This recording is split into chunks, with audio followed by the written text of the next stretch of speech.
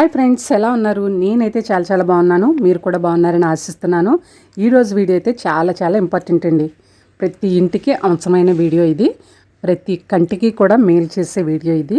ఈ ఆకుకూర తింటే ఏ విటమిన్ పుష్కలంగా అందుతుంది, సైట్ అనేది తగ్గుతుంది.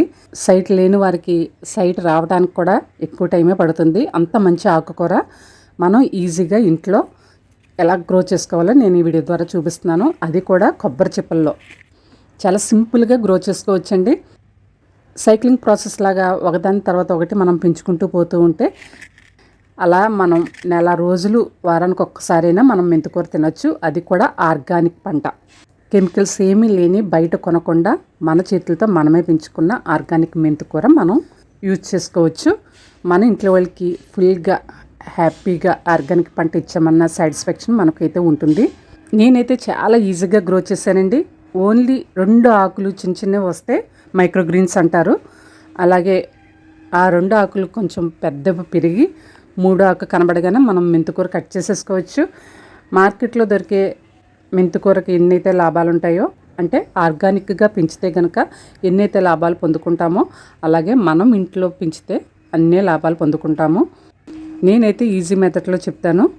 ఈ టిప్స్ ఫాలో అవుతే మీరు చక్కగా కొబ్బరి చిప్పలు ఈజీగా పెంచుకోవచ్చు. దీనికి ప్లేస్ అనేది అవసరం లేదు. గ్రూప్ హౌస్లో ఉన్న, అపార్ట్మెంట్లో ఉన్నా సరే మనం ఈజీగా గ్రో చేసుకోవచ్చండి. నేనైతే మెంతుల్ని ముందు రోజు నానపెట్టడం జరిగింది. ఇప్పుడు మార్నింగ్ 9 అయ్యింది. 2 కొబ్బరి చిప్పలను తీసుకున్నాను. వాటికి అడుగున రంధ్రాలు పెట్టడం జరిగింది. ఒక్క కొబ్బరి చిప్పకి కేవలం 1.5 స్పూన్ మెంతులు మాత్రమే సరిపోతాయండి. అంతకన్నా ఎక్కువగా మనం నానబెట్టుకునే అవసరం లేదు. నేను ఇక్కడ మీకు 2 చూపిస్తున్నాను, కానీ 4 కొబ్బరి చిప్పల్లో నేను వేస్తున్నాను. అందుకని నేను అరకప్పుడు మెంతులు అనేవి నానబెట్టుకోవడం జరిగింది.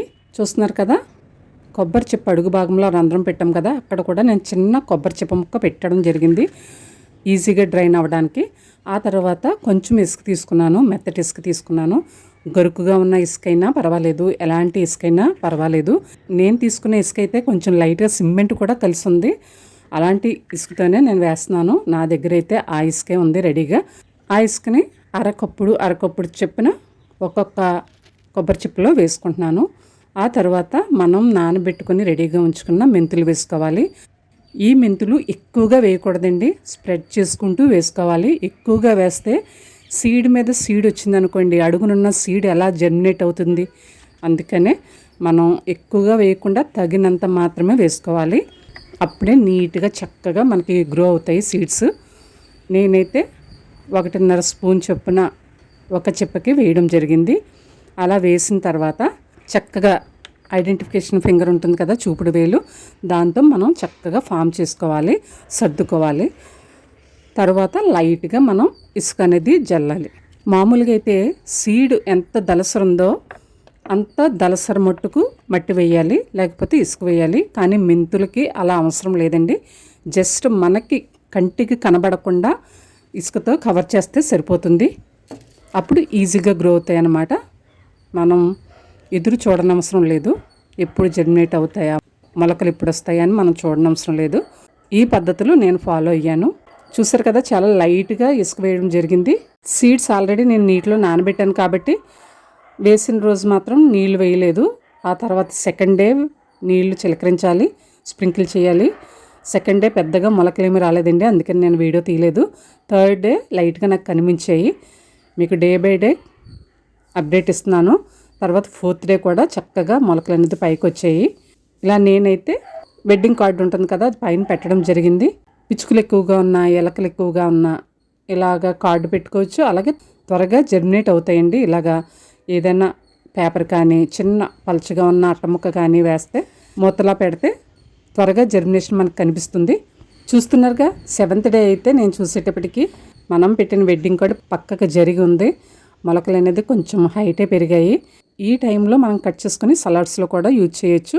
ప్రతిరోజు ఖచ్చితంగా వాటర్ అనేది ఇవ్వాలండి. మొలకలకి ఎక్కువ వాటర్ పడుతుంది, ఎక్కువ వాటర్ తీసుకుంటాయి. ఇలా నేను ప్రతిరోజు స్ప్రింకిల్ చేశాను. వేస్ట్ వాటర్ బాటిల్ ఉంటుంది కదా, దానికి మూతకి కన్నాలు పెట్టుకొని వాటర్ అనేది స్ప్రింకిల్ చేస్తున్నాను. ప్రతిరోజు చేశానండి నేను. ఇన్ కేస్ మనం వాటర్ ఇవ్వడం మర్చిపోతే మొలకలు అనేది వేలాడిపోతాయి, డల్ అయిపోతాయి అన్నమాట. చూస్తున్నారు కదా, ఇప్పుడైతే 6th డే అన్నమాట. మొలకలు అనేది, ఆ లీవ్స్ అనేది కొంచెం గ్రీన్ కలర్లో మారాయి. ఇప్పుడు వరకు స్ప్రౌట్స్ రూపంలో ఉన్నాయి, ఇప్పుడు మైక్రో గ్రీన్స్గా మారాయి అన్నమాట. 11th డేకి ఆ మైక్రో గ్రీన్స్ కాస్త కొంచెం కొంచెం లీవ్స్ పెరగడం జరిగిందనమాట. డే తర్వాత డే నేను షూట్ చేయడానికి పెద్దగా డిఫరెన్స్ కనిపించదండి, అందుకని 2 డేస్కి ఒకసారి మీకు చూపిస్తున్నాను. వీడియోలు అంతా అవ్వడం తప్ప మనకి డిఫరెన్స్ అనేది కనిపించదు. 2 డేస్కి ఒకసారి అయితే కొంచెం చేంజ్ అనేది మనకి కనిపిస్తుంది.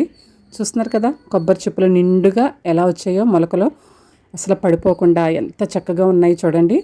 ఇప్పుడు మనకి బేబీ 3rd లీఫ్ వస్తుందన్నమాట. చాలా చిన్న లీఫ్ నాకైతే కనిపిస్తుంది, మీకు చూపించడానికి ప్రయత్నం చేస్తాను. 3rd లీఫ్ వచ్చిన తర్వాత మనం హార్వెస్ట్ చేసుకుంటే మంచిది. మైక్రో గ్రీన్స్గా కావాలనుకుంటే 7th డే 8th డే మనం కట్ చేసేసుకుంటే మైక్రో గ్రీన్స్గా మనకి యూజ్ అవుతుందన్నమాట. చూస్తున్నారు కదా 3వ ఆకు అయితే రావడం స్టార్ట్ అయింది. స్టార్ట్ అవ్వడం కూడా కాదండి, కొంచెం పెద్దగానే పెరిగింది. అంటే మనం హార్వెస్ట్ చేసుకోవచ్చు అనమాట. చక్కగా మెంతికూర పప్పు, మెంతికూర చికెన్, మెంతికూర చట్నీ, ఇలా మనం ఎలా కావాలంటే అలా యూజ్ చేసుకోవచ్చండి. చక్కని ఆర్గానిక్ పంట, మన చేతులతో మనమే అందంగా పెంచుకున్న పంట. చూడటానికి ఎంత అందంగా ఉందో చూడండి. ఫుల్ ఏ విటమిన్ మనకు అందిస్తుంది, కంటికి ఎంతో మంచిది. అసలు ఇలా పెంచితేనే కళ్ళు అనేది చాలా ఆనందంగా నవ్వుతాయి మన కళ్ళు. చూసారు కదా ఎంత బాగా ఎంత బుషిగా కనిపిస్తుందో. కుండీ అంతా ఫామ్ అయిపోయినట్టు ఎలా కనిపిస్తున్నాయి చూడండి. 2 కొబ్బరి చిప్పల్లో వేసిన, నేను ముందే చెప్పాను కదా 4 కొబ్బరి చిప్పల్లో వేస్తున్నానని. వెనక కుండీలో కూడా 2 చిప్పల్లో వేసానండి. వాటిలో అయితే ఇంకా పెద్దగా ఉన్నాయి. 3rd లీఫ్ చాలా చక్కగా గ్రో అయ్యాయి. అంటే గ్రూప్ హౌస్లో ఉన్నా సరే, అపార్ట్మెంట్లో ఉన్నా సరే ఆకుకూరలు ఈజీగా పెంచుకోవచ్చండి. అది కూడా మెంతికూర ఇంకా ఈజీగా పెంచుకోవచ్చు. నేనైతే 2 చిప్పల్లో హార్వెస్ట్ చేసేస్తున్నాను. నాకైతే మనస్ఫూర్తిగా చెప్తున్నాను, హార్వెస్ట్ చేయాలని లేదండి, కానీ తప్పదు కదా, మనం హార్వెస్ట్ చేయకపోతే వేస్ట్ అయిపోతుంది. ఎండలు కూడా బాగా పెరిగాయి కాబట్టి నేను హార్వెస్ట్ చేసేయాలి అనుకుంటున్నాను. మీరు ఎప్పుడైనా మెంతికూర హార్వెస్ట్ చేశారా? అసలు గ్రో చేశారా? ఒకవేళ గ్రో చేయకపోతే తప్పకుండా గ్రో చేయండి. ఈ టిప్స్ అన్నీ ఫాలో అవ్వండి. చాలా సింపుల్గా మనం హార్వెస్ట్ చేసేసుకోవచ్చు, పెంచుకోవచ్చు కూడా. కాడలు వైట్గా, లీవ్స్ గ్రీన్గా చాలా చక్కగా చాలా ఎఫెక్టివ్గా కనిపిస్తున్నాయి. ఇంకెందుకు ఆలస్యం, మీరు కూడా గ్రో చేసి హార్వెస్ట్ చేసి కమెంట్ ద్వారా మీ ఆనందాన్ని నాతో షేర్ చేసుకోండి.